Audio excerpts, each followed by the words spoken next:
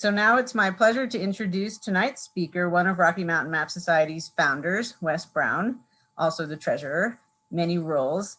Wes has been a collector and student of old maps for over 40 years. He's published many papers and given scores of talks about the history of cartography.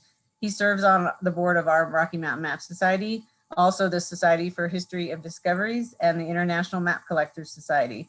Wes's deep knowledge of and enthusiasm for historical mapping of Colorado and the Mountain West is legendary. You can ask him any question, he'll be able to answer it. He's been very helpful in my library work too. And he's always working on unraveling a new historical mystery, including what you'll hear about in tonight's talk. So please enjoy. Thank you, Naomi. It is true that I love maps. I just love maps, and I've got a few maps that I can't wait to tell you about. I'm going to try to share my screen, and off we go. Excellent. Can you see the screen? Got it. Yeah. Okay. Claude Delisle, student of famous French mapmaker Nicolas Sanson, and a geographer for the French Royal Academy, produced mostly manuscript maps. His family, including his sons and sons-in-law, played a leading role in French cartography. One of his sons, Guillaume, was educated by Claude and later by the brilliant mathematician and astronomer, Jean-Dominique Cassini. Now, I'm a little different from Guillaume, because I'd have never had the same hairstyle as my father. Father Claude focused on gathering cutting-edge geographical information, while his son Guillaume directed his energies to making the maps. Guillaume was so successful that by the young age of 27, in 1702, he became a member of the French Royal Academy of Sciences. In 1718, he received the special title of Premier Geographer to the King, and was so renowned as to be visited by Peter the Great of Russia and the King of Sicily. Although Guillaume's name was usually the only Delisle name on the printed map, his father was an essential partner, at least during the time that I'm going to be speaking of the dates of my talk tonight. So if I use Delisle in the singular, I'm basically referring to both the father and to the son. So for my talk, I would like to discuss three cartographic treasures created by Guillaume and his father, the maps of North America of 1700, 1703, and 1718.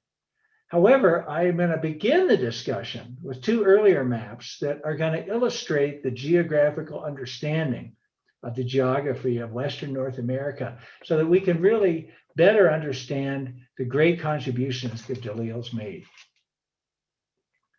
The first map we're going to discuss was made by the renowned Nicolas Sanson d'Abbeville.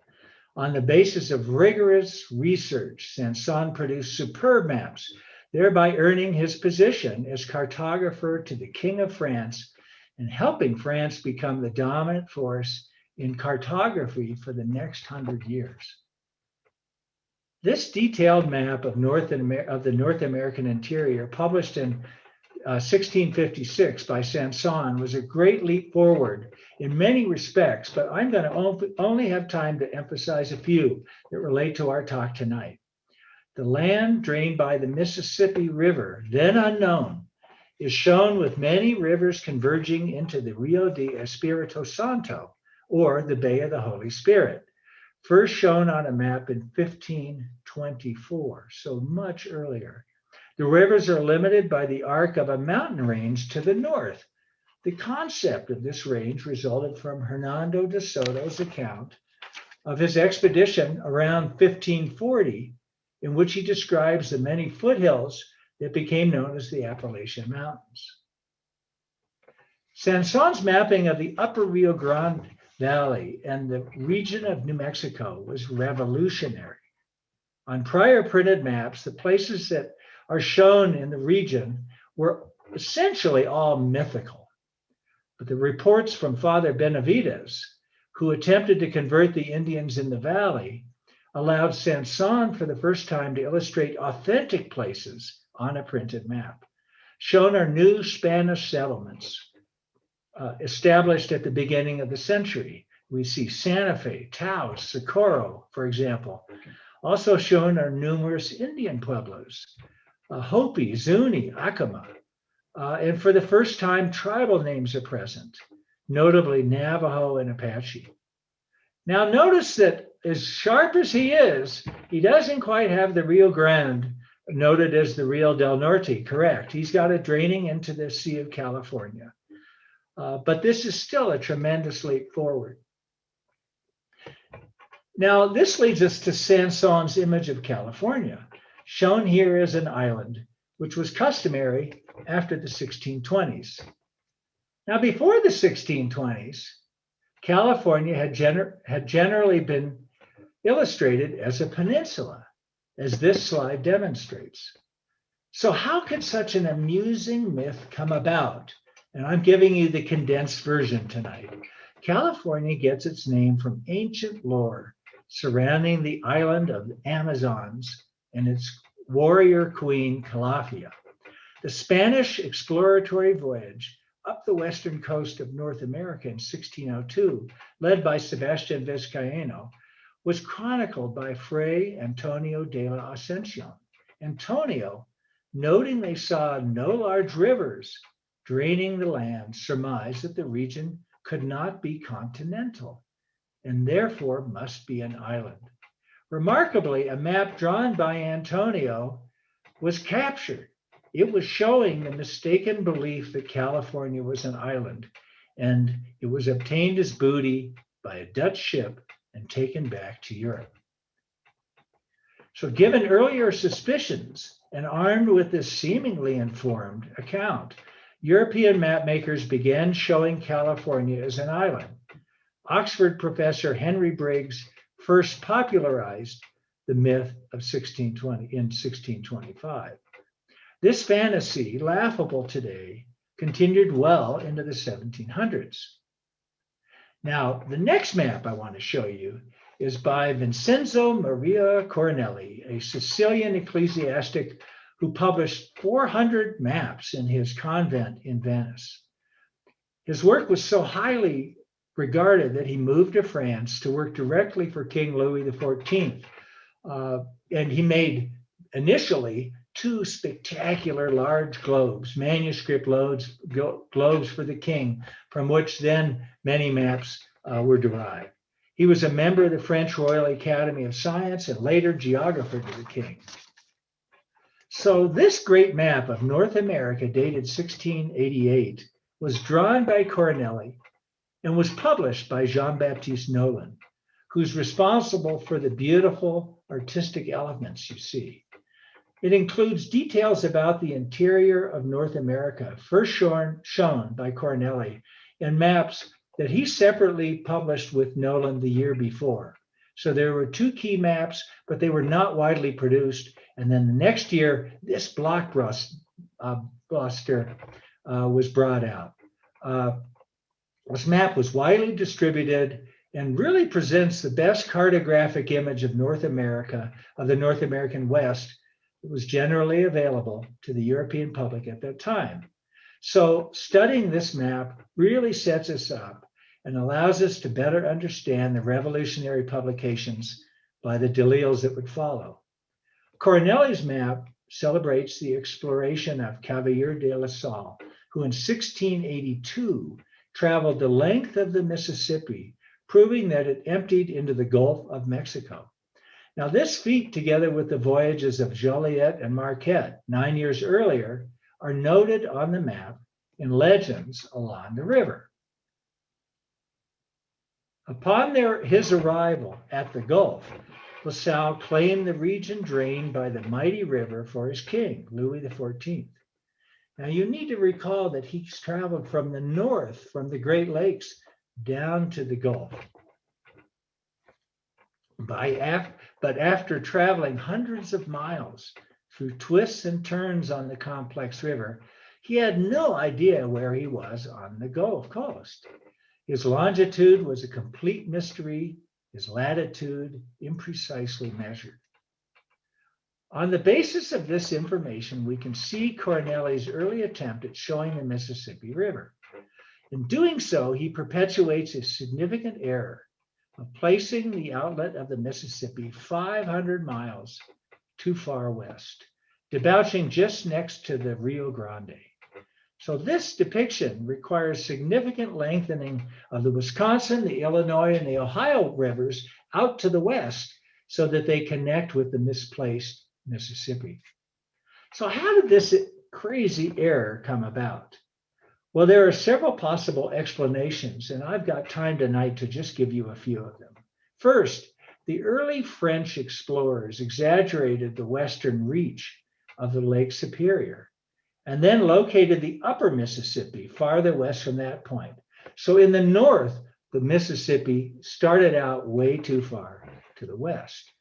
Second, the Rio del Espirito Santo, the generally assumed outlet of the Great River, had been located in the western third of the Gulf Coast on most maps for the previous century. Marquette and Joliet's 1673 exploration down the Mississippi ended at its junction with the Arkansas. They didn't go all the way to the Gulf because they feared attacks by hostile Indians or the Spanish further south. So consequently, they had to guess where the river came out. They assumed that the outlet of the Mississippi was the Rio del Espirito Santo. Thus, they naturally placed it in the Western Gulf. The third explanation is expressed by Professor Peter Wood, who has spoken to us before. The true latitude of the central Gulf Coast is 30 degrees and was generally accurately reflected as such on maps at that time, but without knowledge of the delta, which extends a full degree of latitude further south to 29 degrees. Salle had covered this extra degree of latitude to the south when he arrived at the Gulf. But when he determined his latitude that should have been 29 degrees, he obtained 27 degrees, owing to either a calculation error or by some faulty astrolabe. Because LaSalle believed that the mysterious outlet of the Mississippi must be at 27 degrees, he pushed his expected landing hundreds of miles to the west, where the Gulf Coast bends southward, so he could connect the 27 degrees to the land moving to the south. So that pushed it way to the west. And finally, by mistakenly placing the outlet too far west, LaSalle pleased his financial backers by locating it near the anticipated silver mines of New Spain. So for these reasons, LaSalle located the Mississippi's outlet very far west. And as draftsman, his map maker, Jean-Baptiste Louis Franklin, illustrated. So Corneli just followed LaSalle's mistaken assumption. As we discuss the Southwest, this image is important. Corneli depicted previously unknown information from Don Diego de Peñalosa, who served as governor of New Mexico from 1661 to 1664. Peñalosa was banished from New Spain for outrageous conduct, which would be fun to discuss tonight, but I'm going to move on. And he went to Europe to sell his firsthand geographical information to the French. Now, Corneli exclaims his debt to Peñalosa in the lengthy title. The image of New Mexico includes many new settlements that survive to this day. Significantly, it reflects the generally mountainous terrain surrounding the upper Rio Grande, here labeled Rio del Norte. It was Rio del Norte in the north and Rio Bravo in the south at this time on maps. The Rio Grande is shown draining due south to El Paso, which is shown for the first time on the map he made the year before. So this is a very early rendition of El Paso. And then notice the Rio Grande bends to the east and properly goes into the Gulf. Now, Corneli follows the norm showing California as an island, although he admits in the legend that it might be a peninsula. So now you've got this cartographic background. We're going to put our attention on those maps of the Deleos. In 1700, Guillaume, utilizing astronomical observations from the Royal Astronomy Observatory of Paris, produced his first printed maps in the form of an atlas. Those observations repositioned most of the continents more accurately than previous ones and revolutionized world geography. Guillaume's atlas contained a map of the world and continents, and it included a major map of North America. Now, although this map bears a decorative cartouche, we can see Guillaume's sparse style and comparatively simple tables and blank spaces where precise information was absent. For example, the northwest region of North America was above Cape Mendocino is completely blank. This was certainly not standard at this time in map making. First, so there are three important contributions that this map made, and I want to go through each of these in detail. First, it established the correct coordinates for the positioning of North America. Second, it positions the Mississippi River east of contemporary maps. And third, it suggests that California is not an island. Now, we just observed that Corneli's prior maps had generally shown the newly discovered Mississippi approximately 500 miles west of its true location, entering the Gulf just above the Rio Grande at about 274 degrees. Claude Delisle, through his work with the French Royal Academy of Science, was charged with producing preparatory maps for the exploration of Pierre Lemoyne d'Iberville. In exchange, Delisle was first to receive the cartographic results upon Iberville's return. So Delisle, therefore, had material from Iberville's voyage 1698, returning in 1699, which he used to create the first state of this map. In this image, printed in early 1700 of the ultra-rare first state of the Delisle's map, shows they moved the Mississippi considerably eastward. We're just looking at a close-up here.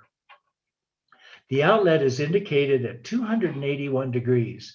So he moved the Mississippi 3 degrees of longitude to the east. In a letter to Cassini, Claude Delisle explains that their rationale for moving the river eastward was based upon their reading of Leclerc's narrative of the La Salle travels and the writings of Father Louis Hennepin. During Iberville's second trip in 1699, so he comes back after the first trip, shares this information with Delisle, turns right around, goes right back to do more in 1699. He establishes Fort Iberville 18 leagues upriver from the Mississippi, from the mouth of the Mississippi. Iberville returns to England in June of 1700, and Delisle was immediately made privy to these new reports. This cutting-edge information was used by Delisle to produce a second state of the map in 1700 that you now see. The second state of the map shows important changes to the mouth of the Mississippi from the first state printed just a few months before. The Mississippi Delta is added for the first time on a printed map. The word fort shows Iberville's new location on the Mississippi. You also see Fort Biloxi, which he had established the year before. The mouth of the river is moved even further, 3 more degrees, now to 284 degrees to the east. The Delisle suspected that California was attached to the mainland, although the generally held view at this time was that it was an island, as we've discussed. By showing the land at the head of the Gulf of California is very close to the mainland, the Delisles led some historians to list this map as one of the very first in print to refute the myth of California's insularity. But yet the land is not attached. Delisle's uncertainty is expressed in a letter written by Claude in 1700 after he inspected a manuscript map completed by Jesuit Father Eusebio Kino in 1796. This map, whose rare image I really had to hunt and twist some arms to get this image. So none of you can copy this image. This image is of a wonderful manuscript that had been forwarded by Quinault to the Royal Academy in Paris, which allowed Delisle, as the geographer to the French king, to see it. Now, at this point, Quinault was still convinced of California's insularity, as shown on his map of the Southwest that illustrates his very advanced knowledge of the Pima Indian region. In a letter about Quinault's map that clearly shows California as an island, this map, Claude notes, and I quote, "Nevertheless, the most cautious geographers hesitate to express their opinion as to its insular or peninsular nature." So the Deleos are clearly unsure. Directing our attention to the vast region of the Southwest, boldly titled Nouveau Mexique, we see the area of the upper Rio Grande is encircled with a faint dotted line. That area is also named Nouveau Mexique, probably referring to the administrative region of Spanish authority at that time. The place names are rather sparse and generally follow a 1660 map of Giovanni Battista Nicolosi. So unlike Coronelli, and this is a surprise to me, Delisle fails to reflect the information of Peñalosa on this 1700 map.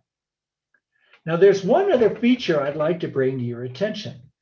Notice that north of Taos, there's an east-flowing river titled Rio de San Francisco, which perhaps reflects native knowledge of the headwaters of the Arkansas River.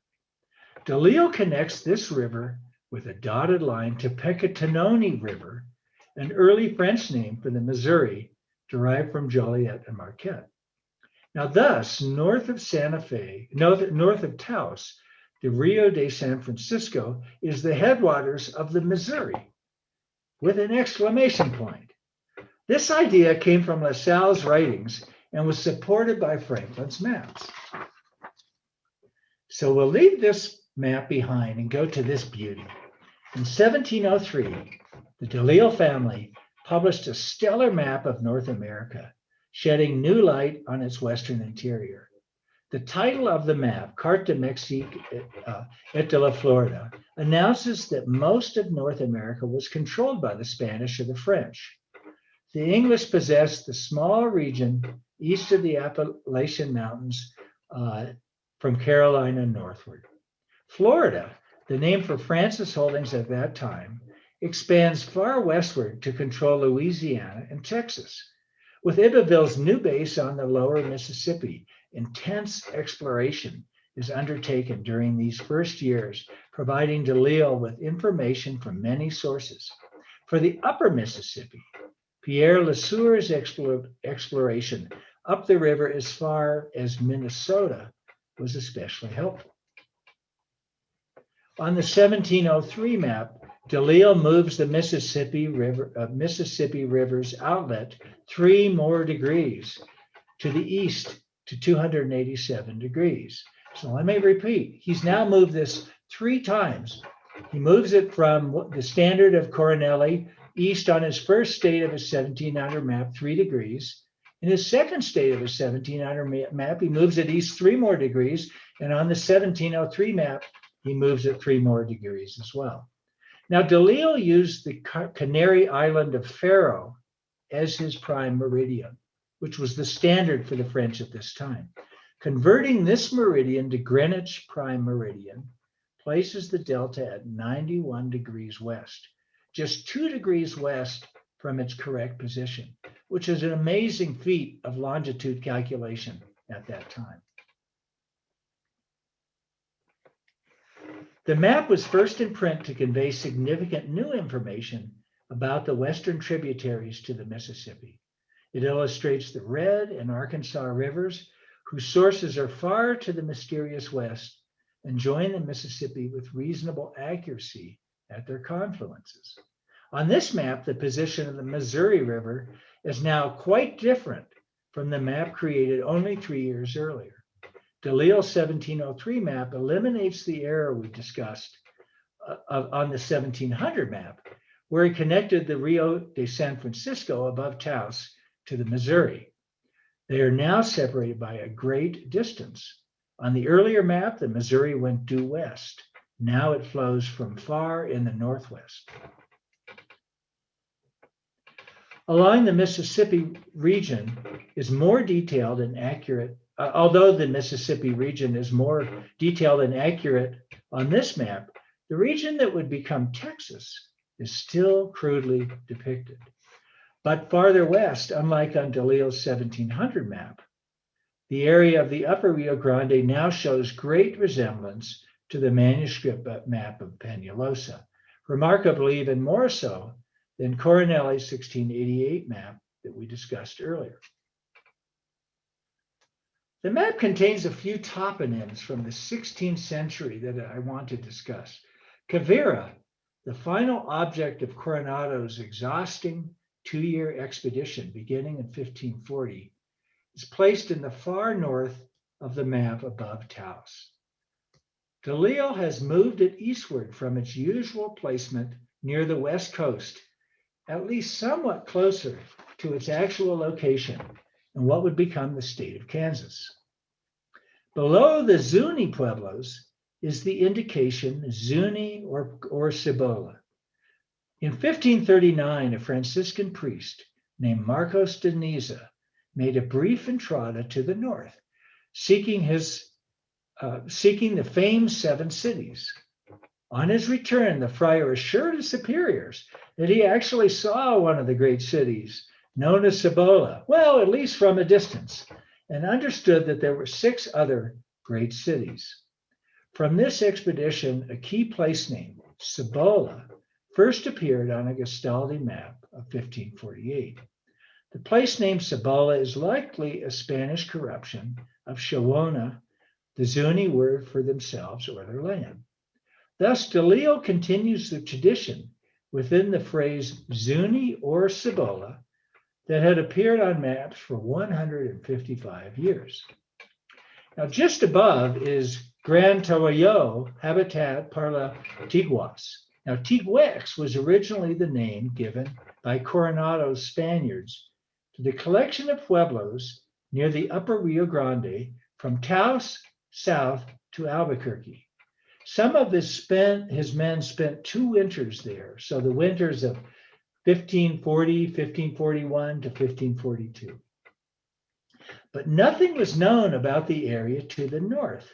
Tiguas, presumably a corruption of Tiguex, eventually referred to the Indian peoples living farther to the north. Tawayo is a general term for the region north and west of the upper Rio Grande, the Great Basin region of today. And I'm using a native pronunciation for that word. In the far southwest, Delisle makes full use of the 1696 manuscript of Father Kino that we discussed earlier, showing extensive and accurate toponyms in the area of the Pima in southern Arizona, Sonora, and Sinaloa. As to the theory that California is an island, Delisle is still unsure. It would take Father Kino 9 expeditions to the area around the mouth of the Colorado between 1698 and 1701 to provide evidence for him to produce his famous manuscript map of 1701, finally printed in 1705 that you see here, that shows accurate detail of the area and boldly states in its title as translated, Overland Passage to California. Now, although Delisle did not have the benefit of Kino's manuscript before the publication of his 1703 map, he was early to accept Kino's work. But others were not so sure. Leading English mapmaker Herman Mall wrote in 1711 that California was surely an island. And I love this quote, why I have had in my office mariners who have sailed round it, he said. Many European publishers continued selling maps showing California as an island, requiring King Ferdinand VII to issue a decree in 1747 that California is not an island.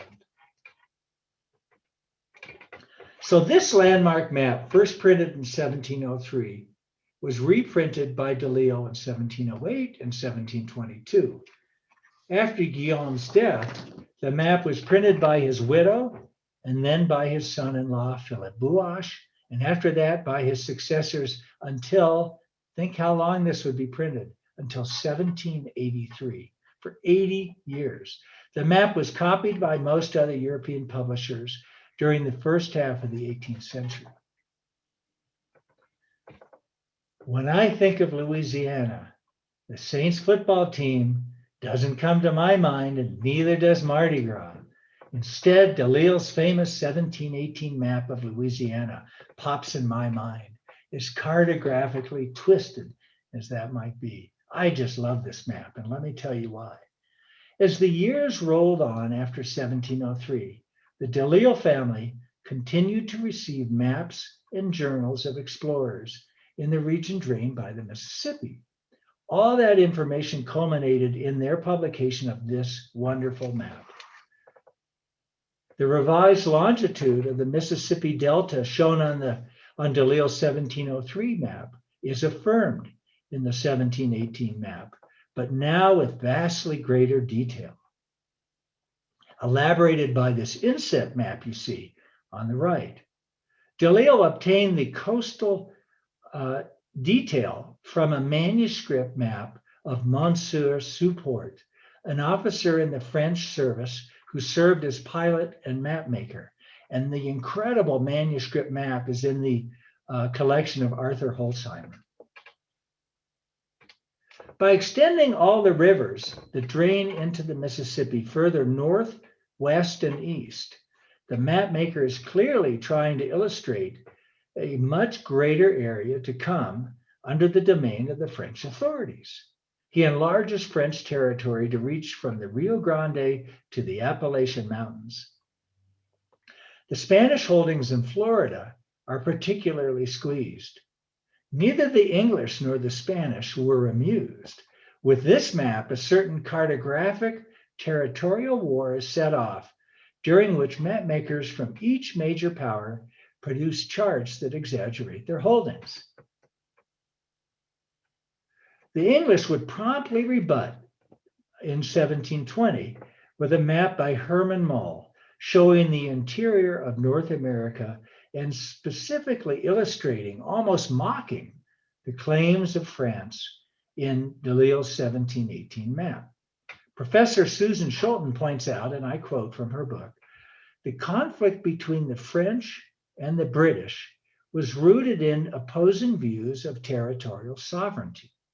The French claimed that the explorations of by LaSalle of the Mississippi River gave them rights not only to the river, but also to its tributaries.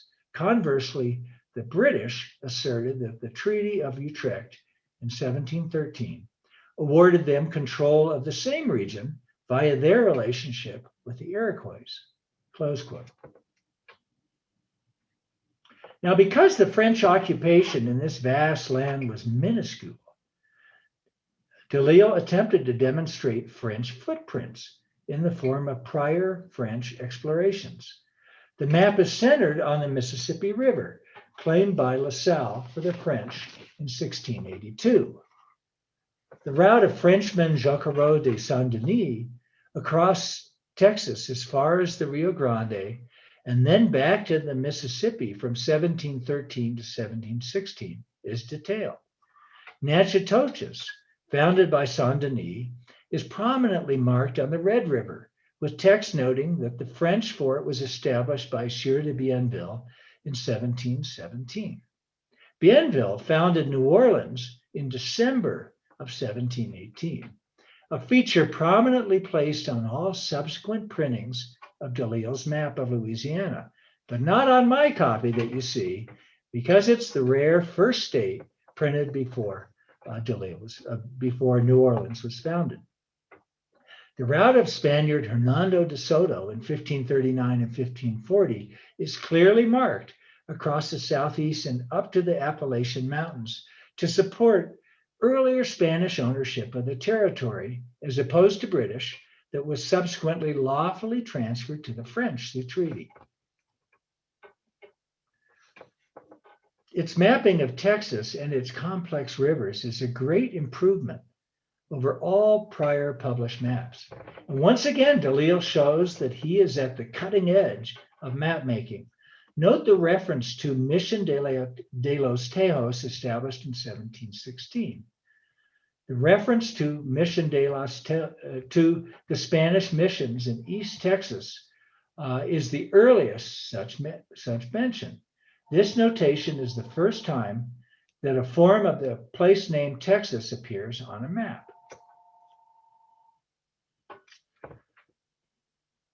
This map is the first accurate depiction of the lower reaches of the Arkansas and Red Rivers as they join the Mississippi. Delisle shows the Missouri as a tributary of major size whose confluence with the Missouri is close to accurate. Further up the Missouri, the outlets of the Kansas River and the Platte River are shown for the first time as a result of Sieur de Bourgmont's 1714 expedition up the Missouri as far north as the Platte River. Further upriver is a legend as translated, and you see it in the little box. Quote, "The French have only ascended the Missouri this far." Now to the left, the Missouri is shown ascending, in speculation, is shown ascending northwestward to the western edge of the map. In 1673, seeing the heavy flow of the Missouri entering the Mississippi, Marquette remarked, and I quote, "I hope by means of it to make the discovery of the Vermilion Sea and California," close quote. So 45 years later, there was still a strong conviction among map makers that there must be some waterway across the continent, or at most, only a very short portage between a great eastward draining river and one that emptied into the Pacific. So in this map, Delisle does his part to uphold this hope. Now the legend under the underline here names the westward extension the Missouri or the River Large. Now the term large may be a reference to Baron Lahontan's River Long on this map printed in 1703. Now note the series of lakes and an expanded huge river flowing due east from a range of high mountains, the other side of which connected to the Pacific. However, Delisle is only hinting by his use of the term large and refrains from showing Lahontan's massive river body.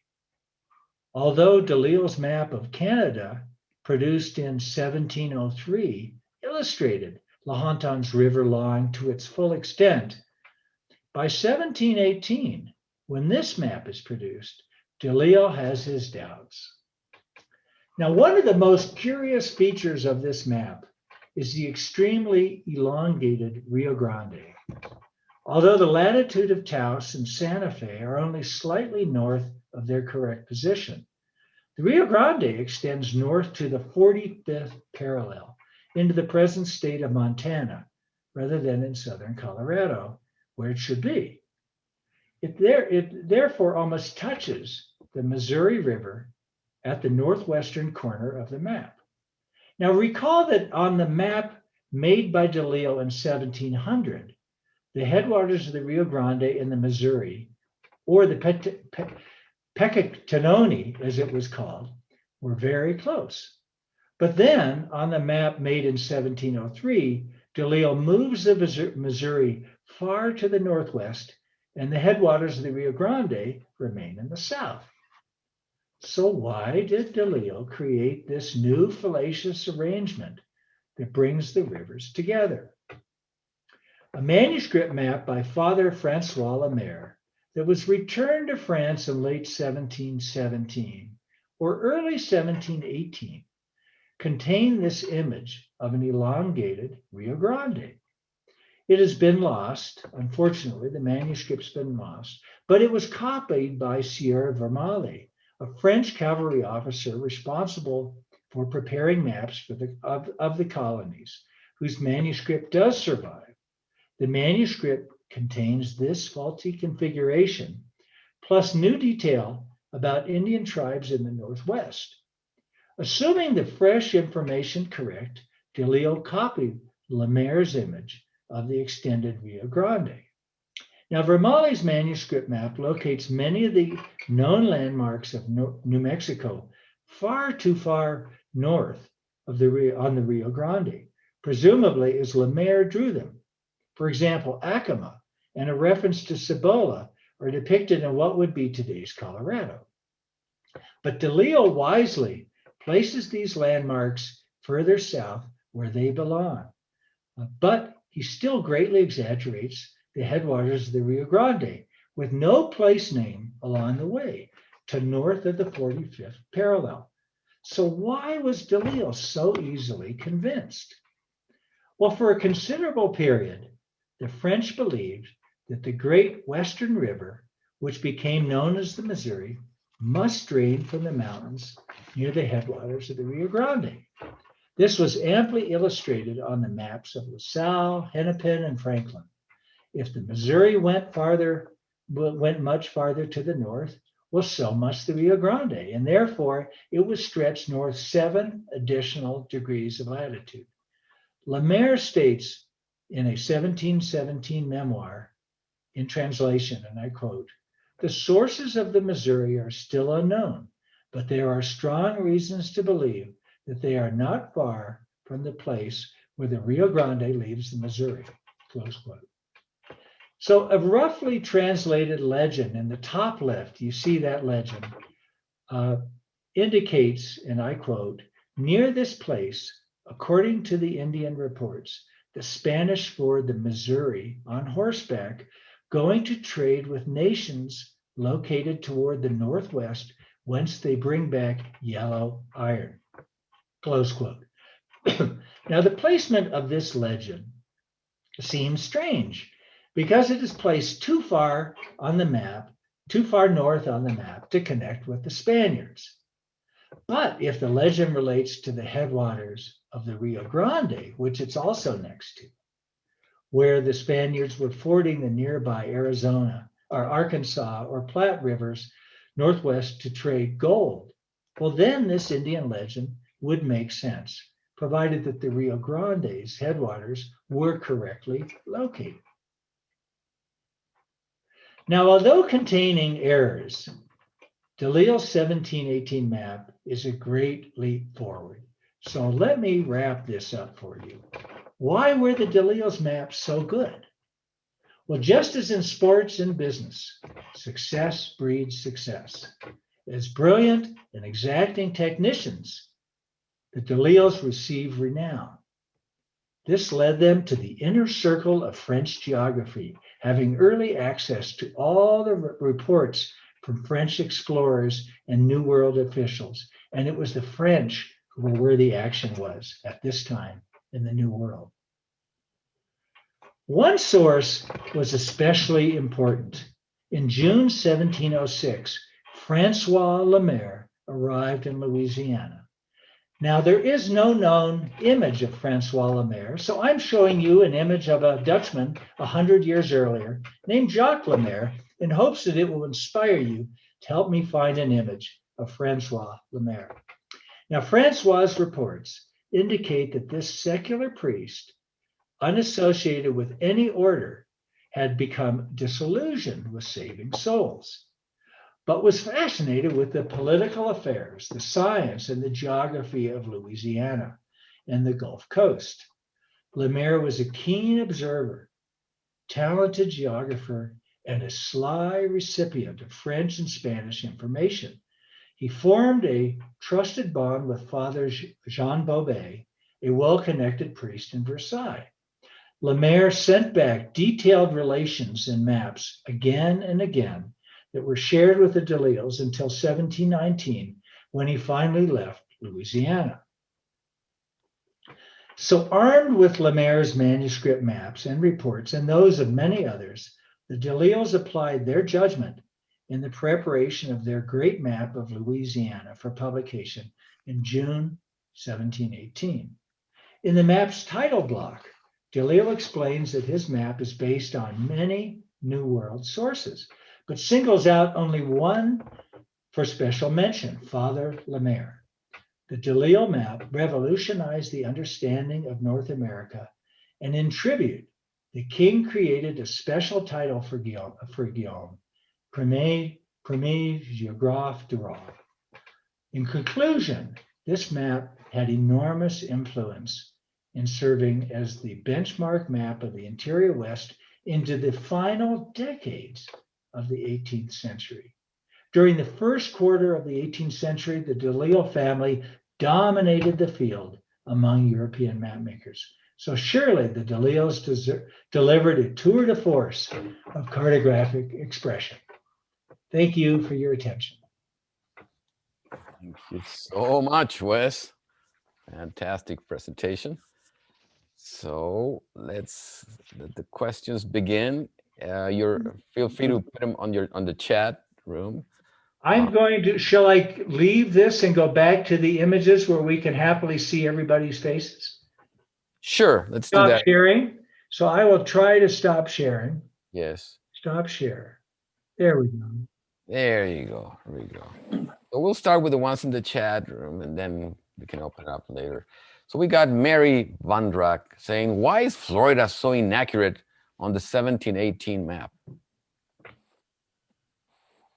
I knew you'd open with a question I have no idea how to answer. Surely someone in this room, I do know that the area of west of Florida was very highly, carefully surveyed by the Spanish, by Supart.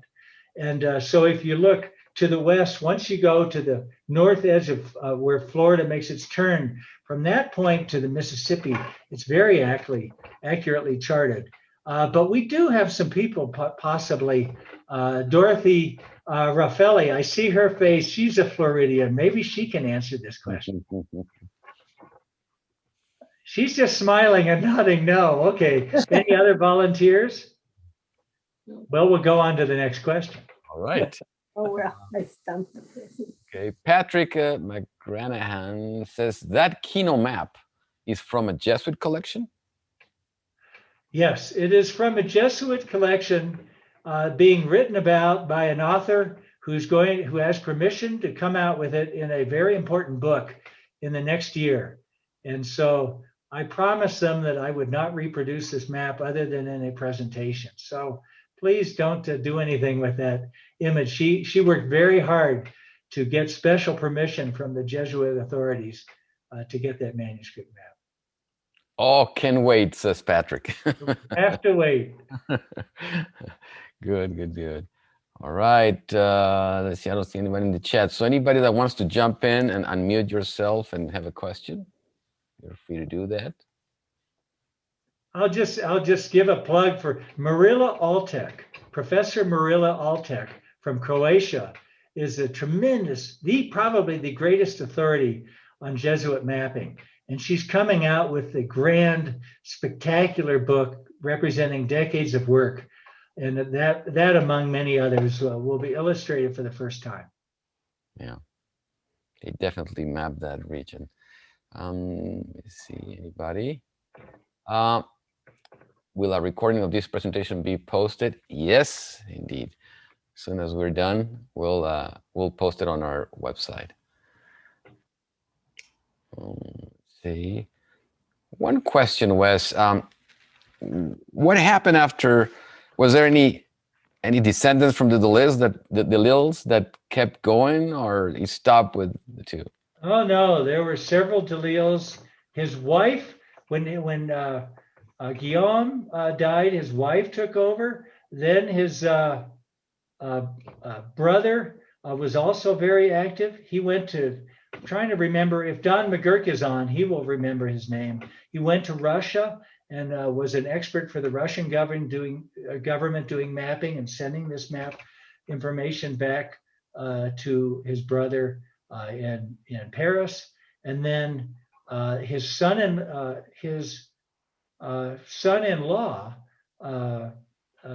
Philip Buash, became a very prominent map maker, continuing using the Delisle plates, and they were finally ended in like the 1770s or so. And the map is, there are lots of little tweaks to the Louisiana map, and new information comes out, but the map really is not surpassed until about 1780s. It's just an extraordinary leap forward in the history of cartography. Mhm.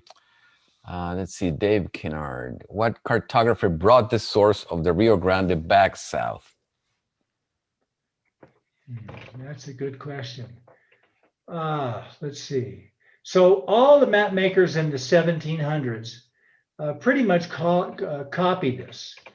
But by about 1768, my favorite, Alzate y Ramirez, produces a map that shows the Rio Grande brought back down. It was not widely followed, but several others starting in about the 1770s bring the Rio Grande back down to earth, back down to New Mexico and Colorado where it belongs. So Coronelli had it right, and then it was not until Alzate probably that he came back. Well, what's so strange is Delisle had it right. He had it right on his 1703 map. And then he changed his mind and moved it way up to the north.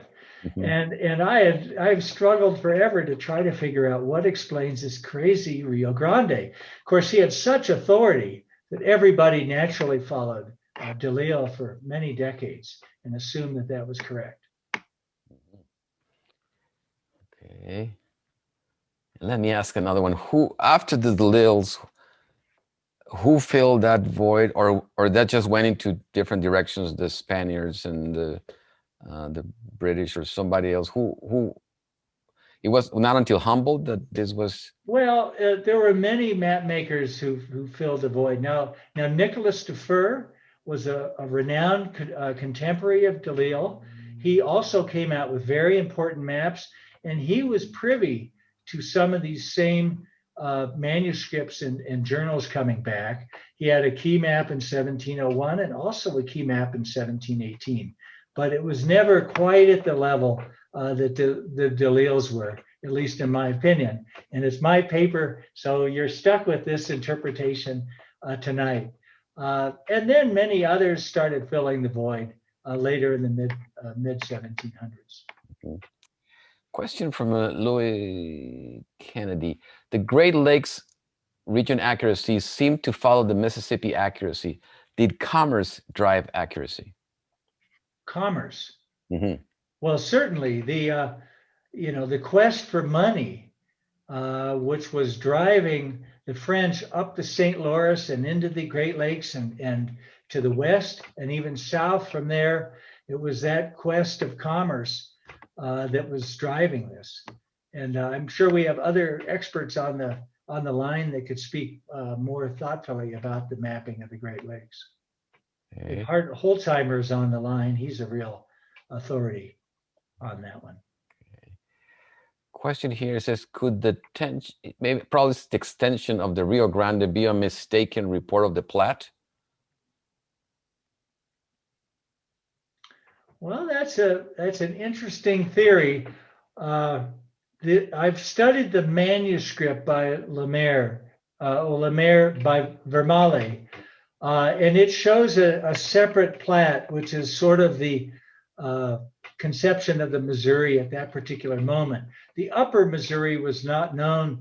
The Missouri was only surveyed, or not even surveyed, but traveled as far north as the Platte at the time that this map was made.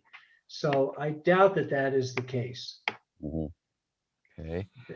But somehow, some kind of fallacious information got back to the folks down at the bottom of the Mississippi River and made its way back over with Lemaire. Lemaire wasn't going out and doing the exploration. He was receiving all this data and interviewing all these people as they came in from the hinterland. But I do think a part of it was simply the desire, the belief that, of course, the Rio Grande and the Missouri had to come together. And nobody had been to the headwaters of the Rio Grande at that time. Nobody had been to the, at least among the European map makers, certainly native persons had. And nobody had been to the headwaters of the Missouri at that point. Okay. Also about the Rio Grande, Dave Kinnard says, was the Delisle misplacement of the Rio Grande headwaters part of the stovepipe claim of Texas later? No, that's a complete, the Rio Grande gets moved down to size long before the stovepipe gets erected, which would have been in the 1830s and 40s in that period. Mm-hmm. Probably in the 1840s. I'm not sure if the stovepipe itself was shown until the early 1840s, until 1846, I think. Okay. Chris Lane says some of it likely had to do with the idea of the height of land in the middle of America, which was the source of the Rio Grande, the Mississippi, the St. Lawrence, and Colorado. So, and then lots of thanks. Wes, thank you very much. Great research. Somebody else's excellent talk, Wes. And I guess we can join everybody with a big applause in any way we can. There you go. Thank you for your attention tonight. It was lots of fun and great fun to see many friends and smiling faces in the audience. Absolutely. And we're looking forward to the paper, please, at some point.